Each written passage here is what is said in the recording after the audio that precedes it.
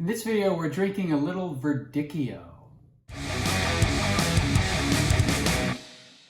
All right, welcome back to Drinking It In. I'm your host, Chris Casara. I'm here to help you know more and drink better.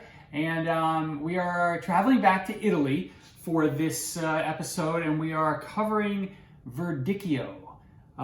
It's an Italian grape from the Marche region in Italy. It's not really found in many other places. It's, again, like a lot of the stuff, I feel like I say it all the time.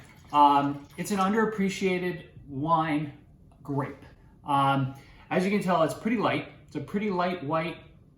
I think, the weather is turning cooler, although it feels like the summer is extending into October, even up here in the Northeast. So there's still time to drink some lighter white wines, and Verdicchio is a good choice to explore. So again, you're going to see a couple of different designations on the label. This one is Dei Castelli di Jesi. Di Jesi. I don't know if I said that right. I'm embarrassing myself on the Italian pronunciation again. And there's also, you could see Metallica. It's actually Matelica. Those are the two main regions that you're going to get Verdicchio from. In the Castelli di Jesi, the wines will be a little more citrus forward, whereas the Metallica ones will be more mineral-like, more metallic, much more metal, I guess, in essence. Verdicchio wines are going to be filled with a good amount of fruit, like think lemons, limes.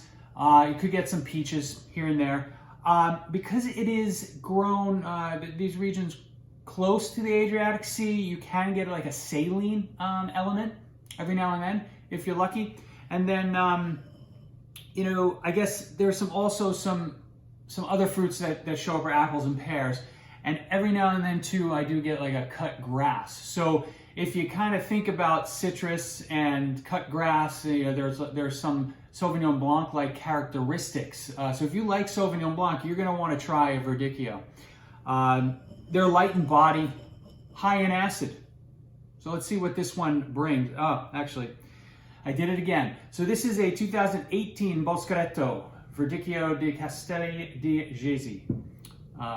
2018, young wine. These are not necessarily meant to age. So I'm definitely getting the citrusy element, more like, lemon and lime. This has,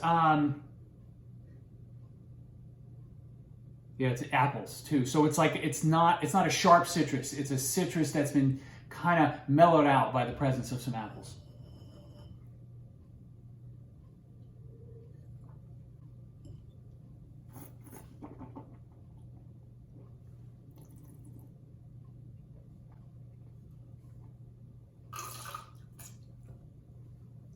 It's as you would expect, pretty clean, high, medium to high acidity on the palate.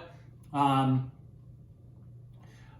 almost get like a little bit of a savory spice in there. I'm going to say nutmeg, which is a little weird, or not weird, unique for this this wine. I kind of like this,